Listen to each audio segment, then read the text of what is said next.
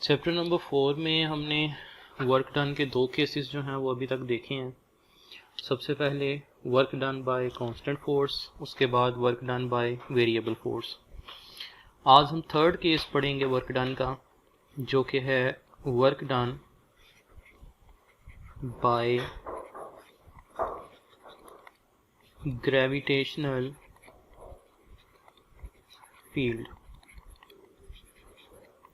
Work done की definition में हमने ये देखा कि जब किसी भी बॉडी के ऊपर फोर्स लगे और फोर्स लगने के नतीजे में वो डिस्प्लेसमेंट कवर करे तो उसको हम वर्क डन कहते हैं।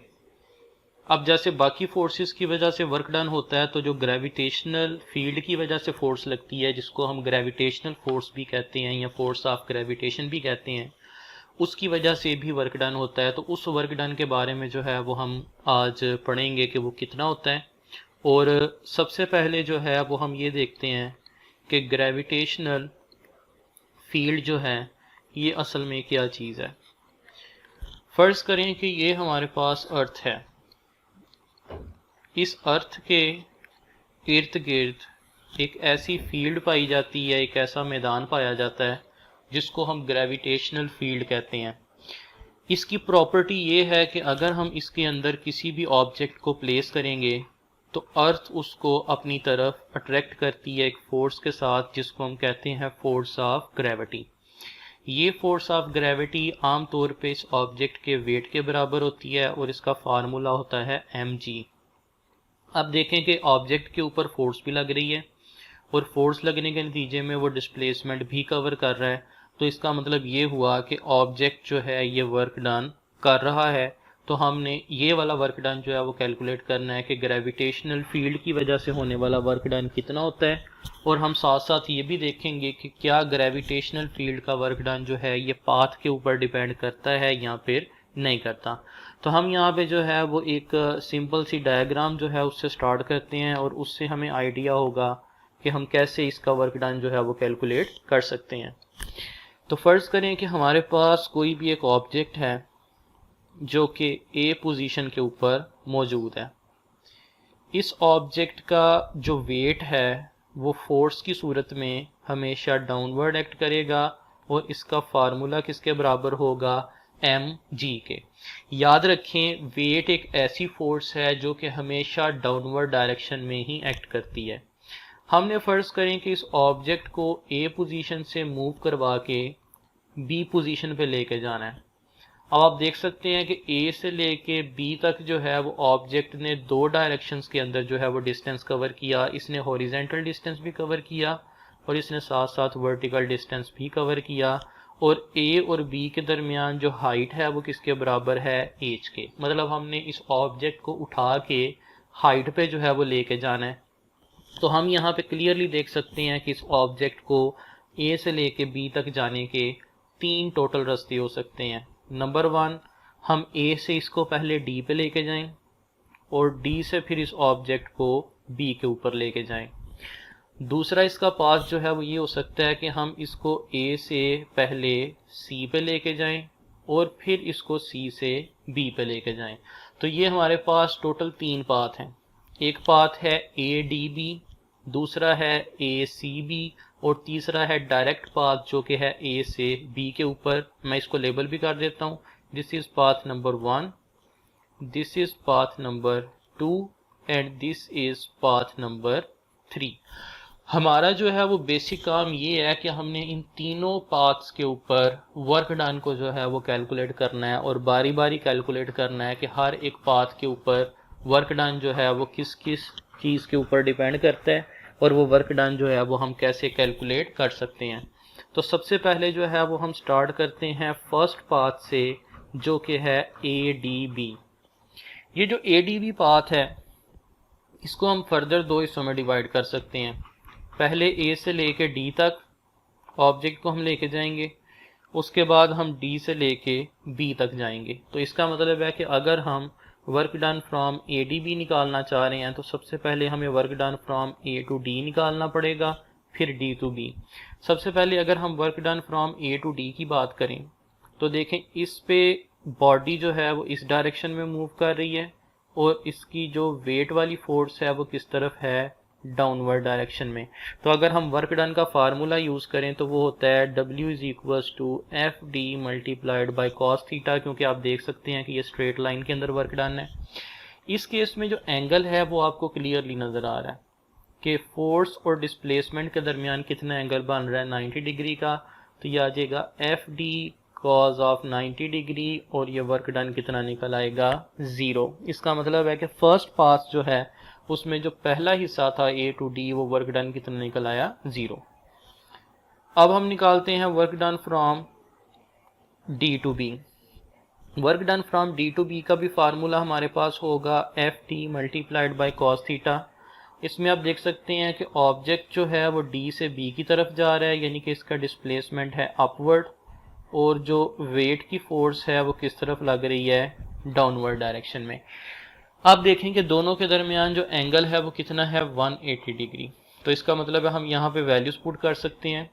फोर्स W के बराबर है और W किसके बराबर है mg के।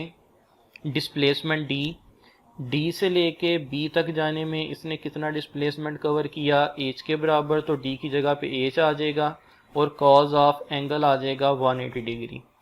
अगर हम यहाँ पे कॉज 180 की वैल्यू पुट करें तो वो होती है -1, तो D से लेके B तक का वर्क डन हमारे पास आ जाएगा -mgh। अब अगर हम टोटल वर्क डन निकालना चाह रहे हैं ADB का, तो वो हम कैसे निकालेंगे, work done from A to D में हम ऐड कर देंगे work done from D to B। A to B D था 0, D से B है -mgh, तो हमारे पास पहले वाले पाथ का जो वर्क डन है वो कितना निकल आएगा -mgh। तो देखिए हमने फर्स्ट पाथ का वर्क डन जो है इसको कैलकुलेट कर लिया और पहले पाथ का जो हमारे पास वर्क डन है वो कितना निकला -mgh। अब इसी तरह से हम सेकंड पाथ जो है उसका वर्क डन कैलकुलेट करेंगे, जो कि है वर्क डन फ्रॉम ACB।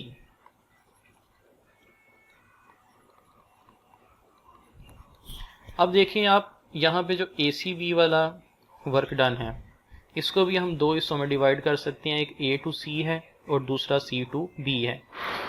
अगर हम A टू C की बात करें तो इसमें ऑब्जेक्ट जो है वो अपवर्ड जा रहा है और इसका जो फोर्स है वो किस तरफ है डाउनवर्ड, यानी कि दोनों एक दूसरे के एंटी पैरेलल हैं। तो इस केस में हमारे पास work done from A to C में फार्मूला आएगा F D cos theta. Force है उसी तरह से mg के बराबर, डिस्प्लेसमेंट इसने कवर किया हाइट के बराबर और एंगल है कॉज ऑफ 180 डिग्री। तो work done from A to C जो है वो कितना निकल आया -mgh। अब देखें कि इसी तरह से अगर आप बात करते हैं C टू B की, C टू B की तरफ जाते हुए ऑब्जेक्ट जो है वो C से B की तरफ जा रहा है, लेकिन वेट हमेशा डाउनवर्ड ही एक्ट करता है। तो फोर्स और डिस्प्लेसमेंट के दरमियान कितना एंगल बन रहा है 90 डिग्री का। तो इसका मतलब ये हुआ हम work done from C to B को ऐसे लिख सकते हैं F D cos of 90 degree और कॉज 90 क्या होता है 0। तो इसका मतलब ये हुआ कि A to C work done है -mgh, C टू B है 0। तो वर्क डन फ्रॉम ACB कितना निकल आएगा, work done from A to C plus work done from C to B, यह आ जाएगा -mgh प्लस 0। तो ACB का टोटल वर्क डन जो है ये भी कितना आ गया -mgh। और आप लोगों ने अभी देखा कि ACB के साथ साथ जो हमने अभी ADB का यानी कि फर्स्ट पाथ का वर्क डन निकाला था वो भी -mgh ही था। तो इसका मतलब ये हुआ कि हमारे पास दोनों पाथ्स का वर्क डन जो है वो फिलहाल क्या आ रहा है इक्वल। अब हम बात करते हैं तीसरे पाथ के वर्क डन की, जो कि हमारे पास लास्ट वाला पाथ है और वो है direct path from A to B। A to B वाला जो डायरेक्ट पाथ है इसको अगर आप गौर से देखें तो ये कर्व पाथ है और कर्व पाथ को सॉल्व करने के लिए हम इसको छोटे छोटे इंटरवल्स में जो है वो पहले डिवाइड कर लेते हैं। तो हम इसके हॉरिजेंटल और वर्टिकल इंटरवल्स बना लेंगे। हॉरिजेंटल और वर्टिकल इंटरवल्स हमने क्यों बनाए, क्योंकि ऑब्जेक्ट जो है ये दोनों डायरेक्शंस में मूव कर रहा है हॉरिजेंटल डायरेक्शन में भी कर रहा है और वर्टिकल डायरेक्शन में भी कर रहा है। तो इसके जितने भी हॉरिजेंटल और वर्टिकल इंटरवल्स होंगे इन तमाम का जो सम है वो असल में ए टू बी के वर्क डन के बराबर होगा। अब इसमें सबसे पहले देखें कि जो आपके पास हॉरिजेंटल इंटरवल्स हैं, अगर हम हॉरिजेंटल इंटरवल्स की बात करें, इन तमाम हॉरिजेंटल इंटरवल्स के अंदर डिस्प्लेसमेंट और फोर्स के दरमियान कितना एंगल बन रहा है 90। तो ये आप लोगों को क्लियर हो जानी चाहिए बात कि जितना भी आपका हॉरिजेंटल वर्क डन है वो क्या होगा 0, क्योंकि तमाम के अंदर एंगल जो है वो 90 डिग्री ही आएगा, तो इसलिए वर्क डन क्या हो जाएगा 0। अगर हम बात करें वर्टिकल की, वर्टिकल इंटरवल्स में आप देख सकते हैं कि डिस्प्लेसमेंट अपवर्ड है और फोर्स किस तरफ है डाउनवर्ड, तो दोनों के दरमियान एंगल आएगा 180 डिग्री। तो हम लिख सकते हैं कि इसके जो वर्टिकल इंटरवल्स हैं वो असल में किसके बराबर हैं, W A to B is equals to F D multiplied by cos theta. F है हमारे पास एम जी के बराबर, डिस्प्लेसमेंट किसके बराबर होगा, delta Y one plus delta Y two plus up to delta Y N, और साथ आ जाएगा कॉज ऑफ 180 डिग्री। ये कैसे आया, फोर्स की जगह पे एम जी आ गया, डिस्प्लेसमेंट की जगह पे क्या आया, डिस्प्लेसमेंट में आप देख सकते हैं कि ये तमाम वर्टिकल डिस्प्लेसमेंट का सम है। पहले का वर्टिकल डिस्प्लेसमेंट है डेल्टा वाई वन, दूसरे का डेल्टा वाई टू और लास्ट वाले का है डेल्टा वाई एन। और 180 डिग्री इसलिए है क्योंकि डिस्प्लेसमेंट अपवर्ड है और फोर्स जो है वो डाउनवर्ड डायरेक्शन में है, तो ये आ जाएगा एम जी। इन तमाम वर्टिकल डिस्प्लेसमेंट्स का जो सम है वो हाइट के बराबर है और कॉज 180 होता है -1। तो ए से लेके बी तक यानी कि थर्ड पाथ का वर्क डन भी क्या आ जाएगा -mgh। तो इसका मतलब ये हुआ कि चाहे आप फर्स्ट पाथ से जाएं, चाहे सेकंड पाथ से जाएं, चाहे थर्ड पाथ से जाएं, तीनों का जो वर्क डन है वो क्या निकल रहा है, सेम ही निकल रहा है। तो इसका मतलब ये होगा कि वर्क डन जो है वो ग्रेविटेशनल फील्ड के अंदर इंडिपेंडेंट ऑफ पाथ होता है, यानी कि वो पाथ के ऊपर डिपेंड नहीं करता। तो यहाँ पे हमारे पास जो है वो कंक्लूजन जो है वो फर्स्ट की आएगी कि work done in gravitational field is independent of path followed। मतलब तीनों पाथ में हमने देखा कि वर्क डन जो है वो क्या निकल रहा है, सेम। तो इसका मतलब है चाहे आप जिस मर्जी पाथ से चले जाएं उस ऑब्जेक्ट को लेके, उसका वर्क डन जो है वो सेम निकलेगा, वो पाथ के ऊपर डिपेंड नहीं करता। और दूसरी चीज़ जो हमने यहाँ पे नोट करनी है वो क्या है, फ़र्ज़ करें कि हम यहाँ पे किसी एक पाथ को कंसीडर कर लेते हैं, let's say A D B और फिर वापस ए, यानी कि ये जो क्लोज्ड पाथ होगा ए डी बी ए, इस क्लोज्ड पाथ में हम देखते हैं कि वर्क डन जो है वो कितना होगा। हमने देखा work done A D B A का किसके बराबर होगा, work done from A D B यानी कि ये वाला पाथ, और प्लस इसमें work done from B to A यानी कि यहाँ से वापस जो है वो B to A. A D B का वर्क डन हमने देखा -mgh, अभी हमने कैलकुलेट किया थोड़ी देर पहले। बी टू ए का क्या होगा, ए से बी का वर्क डन है -mgh, तो बी से ए का क्या होगा +mgh, क्योंकि नीचे की तरफ आते हुए जो है वो वर्क डन क्या होता है प्लस, ये दोनों कैंसिल हो जाएंगे। तो क्लोज्ड पाथ का जो वर्क डन है वो इस केस में क्या निकल आएगा 0। तो इसका मतलब है कि इस केस में हमारे पास जो क्लोज्ड पाथ का वर्क डन है वो क्या निकल रहा है 0। इस तरह की जो फील्ड होती है इसको हम नाम देते हैं कंजर्वेटिव फील्ड का। कौन सी कंजर्वेटिव फील्ड होती है, ऐसी फील्ड जिसके अंदर वर्क डन जो है वो इंडिपेंडेंट ऑफ पाथ हो, या फिर जिसके अंदर वर्क डन जो है वो क्लोज्ड पाथ के अंदर 0 हो, उसको जो है वो हम कंजर्वेटिव फील्ड कहते हैं। और इसकी जो है वो हमारे पास डेफिनेशन जो है वो कुछ ऐसे होगी कि द फील्ड इन विच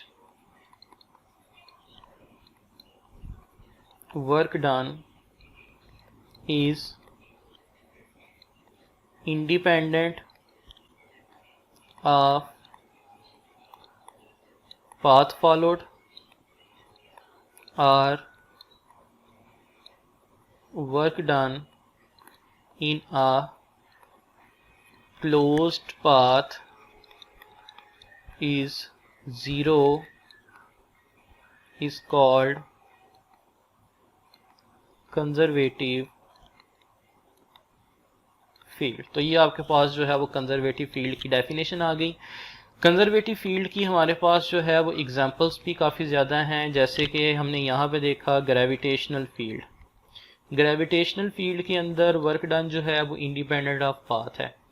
इसी तरह से अगर हम बात करें इलेक्ट्रिक फील्ड की, तो इलेक्ट्रिक फील्ड जो है ये भी कंजर्वेटिव फील्ड है। इसके अलावा हमारे पास एक दूसरी फील्ड आती है जिसको हम कहते हैं नॉन कंजर्वेटिव फील्ड। ऐसी फील्ड जिसके ऊपर वर्क डन पाथ पे डिपेंड ना करे उसको हम कंजर्वेटिव फील्ड कहते हैं, और जिस पे वर्क डन जो है वो पाथ पे डिपेंड करे उसको हम नॉन कंजर्वेटिव फील्ड कहते हैं। तो ये था जी आपके पास work done by gravitational field.